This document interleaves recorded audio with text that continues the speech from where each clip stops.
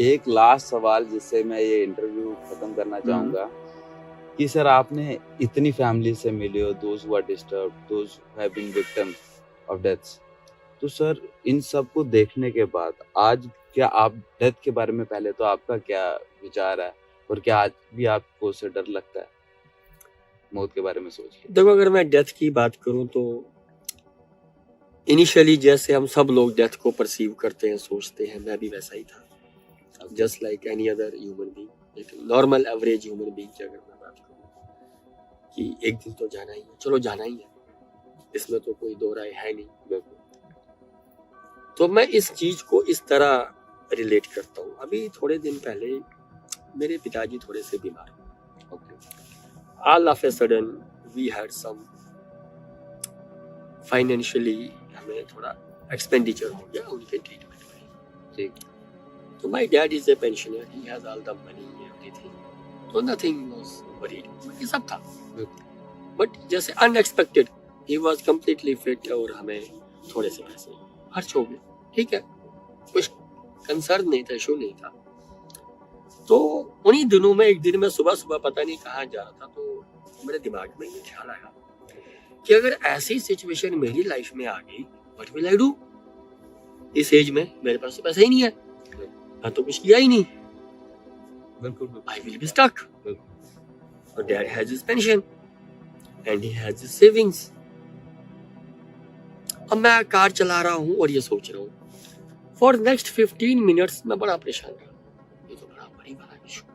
अब मुझे health insurance लेना चाहिए, उसे घर मिलेगा, मुझे इतना देना होगा, जैसे आप समझ रहे हो ना, कैलकुलेटिव माइंड। हाँ, या मुझे थोड़ा काम भी करना ज्यादा चाहिए, why should not start saving also, बुढ़ापे के लिए कोई प्रॉपर्टी भी होनी चाहिए जहाँ से कोई रेंट, आप समझिए ना, समझ रहा हूँ सर मैं, वो सब आना शुरू हो। It started coming and those 15-20 minutes जो भी था, मैं काफी परेशान था। ये मैं रिसेंटली की आपकी बात कर रहा हूँ, very intense worried I was, जो कि मैं जनरली लाइफ में होता नहीं हूँ।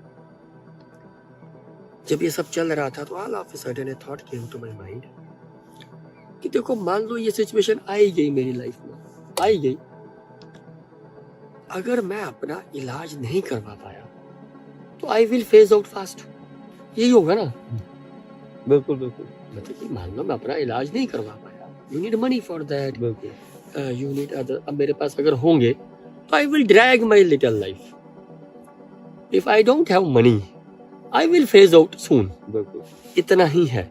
और अगर मैं ऐसे बीमार हो गया, मैं ड्रैग ही कर रहा हूँ, वो लाइफ तो इतनी मीनिंगफुल भी नहीं होगी। I will be just adding, अच्छा मैं इतने साल का हो गया, अब मैं इतने साल का हो गया, जो मैं आज कर रहा हूँ या जो मुझे करना लगता तब मैं ये कर भी नहीं पा रहा हूँ। बिल्कुल ठीक है, नहीं ना जाने कितनी लिमिटेशंस और रिस्ट्रिक्शंस होंगी। बिल्कुल ठीक है ना। तो why I should earn money and save money just to drag it?